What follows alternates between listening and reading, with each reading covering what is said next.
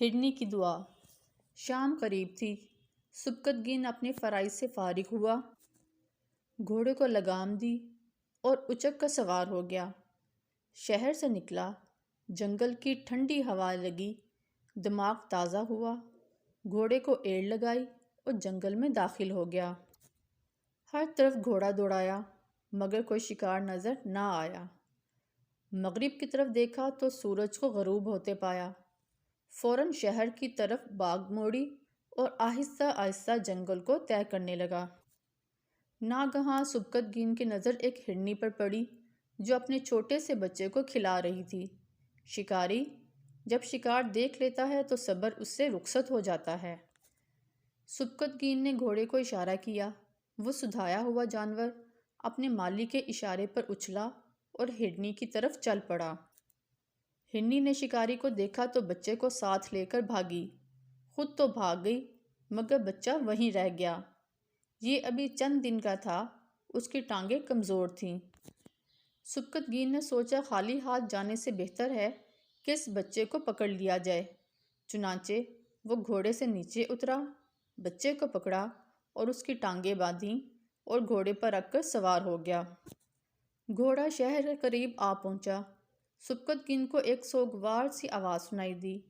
اس نے پیچھے مڑ کر دیکھا، ہرنی اپنے بچے کے لیے اس کے پیچھے پیچھے آ رہی تھی۔ ماں کی یہ محبت دیکھ کر سبکتگین کا دل پسیجا۔ شاید اسے اپنی ماں سے بچھڑنے کا وقت یاد آ گیا۔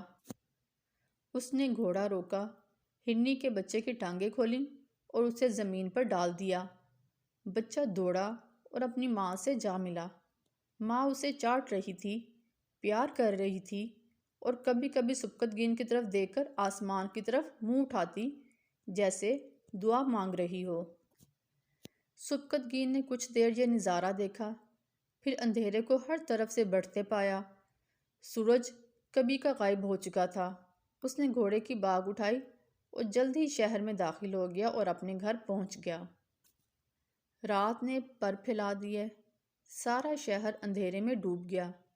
دن بھر کا تھکا ہارا سبکتگین بھی اپنے بستر پر نیند کے مزے لے رہا تھا کہ ایک بزرگ آئے، سبکتگین کو دیکھا، السلام علیکم کہا اور بتایا کہ سبکتگین، ہرنی کی دعا قبول ہو گئی، اب تو اور تیری اولاد ایک مدت تک غزنی پر حکومت کریں گی۔ بزرگ یہ خوشخبری دے کر چلا گیا۔ سبکتگین کی آنکھ کھل گئی۔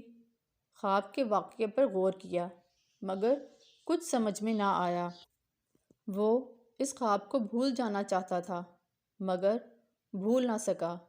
آخر وہ دن آ گیا کہ الپتگین حاکم غزنی فوت ہوا اور سبکتگین سر پر تاج رکھ کر غزنی کا بادشاہ بن گیا۔